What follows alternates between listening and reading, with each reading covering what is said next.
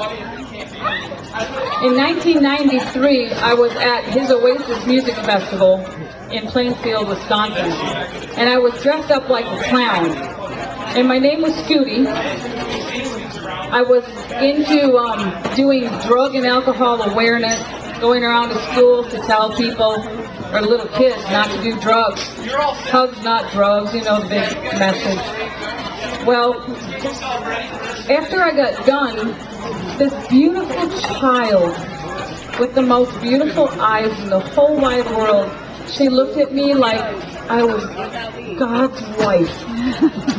She just thought I was the coolest clown in the whole wide world. And she stood there like this. And I was like, well, hi. And she captured my heart immediately. She just... And my back broke. She just took my heart and she captured it like no other. And I began to talk to her mother, who told me that this little girl was going to die. That she had needed a kidney transplant. And I thought to myself, I've never in my life seen a sick child, and especially one this gorgeous, oh my land. And I didn't know how I was ever going to live with that news. And Abby captured my heart from that moment on. And she was 3, almost 4 years old. And I just want you guys to hear her story. She was 3, and she's still alive. So Abby, could you please come up? Let's give her a hand.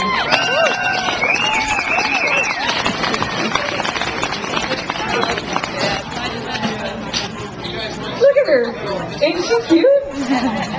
And then, well, I'm going to go to the end of the story, which isn't fair. But she had a kidney transplant. And I went as Scooty the Clown. And she was like out of it. I mean, the girl just had like a major surgery, like I almost died.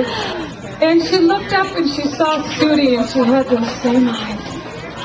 So I'm going to let her tell the story. And I don't know if she's going to call her kidney up here or not, but I'll leave that up to her. She has a kidney here. Well, somebody in the crowd is one less kidney, and we'll introduce you to that person too. Hello. I think I'm going to sit down if that's all right with y'all.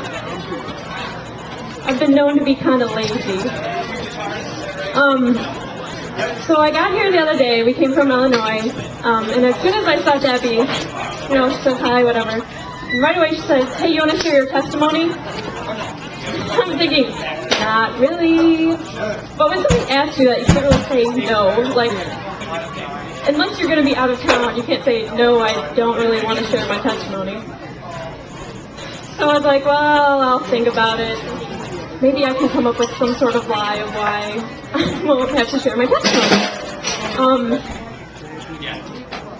One of the reasons that sometimes I don't want to share my story is because I get jealous of other people's stories. Because a lot of times when you come to Christian music festivals or retreats or concerts, you hear these great stories with these like awesome happy endings. Like people that say, I had cancer, but I was miraculously healed, or me and my husband were having all these marriage problems, and then God showed us how we were in the wrong, and now we're back together, and everything's just peachy keen. And that's not my story. My story has a lot of heartache and pain that will just continue to last until I see Jesus face to face. As Debbie said, I had a kidney transplant, and I actually got sick before I was 2 years old. So being sick is all I really know. I've been on dialysis. Like I said, I had a transplant. Debbie said my kidney is here because my dad is sitting right behind Debbie, and he is actually the one that was my donor. And then my mom up here took care of me and him and my brother and sister during that whole process. But then after my transplant, there's some complications, but everything's as okay as it will ever be right now. The thing with having a transplant is that people think that, oh, you're going to be fine now, everything is great because you had a transplant. That's not quite how it works. Doctors will tell you that a transplant is a treatment, not a cure for whatever kidney failure or whatever disease you have. And that's true with a lot of other things. Like with cancer, chemotherapy is a treatment, not a cure. What comes along with having a transplant is taking meds that cause me to be sick a lot of the time. I could be in a room with 30 people, and if one of them has the flu, even if I don't come in contact with them, I'm going to get sick. And that's just part of it. Currently, I've been on and off shots that hurt a lot. So that's kind of a back and forth process. And possibly one day I will have to have another transplant. And I'll be on meds, most likely for the rest of my life. Those are just some realities of my life.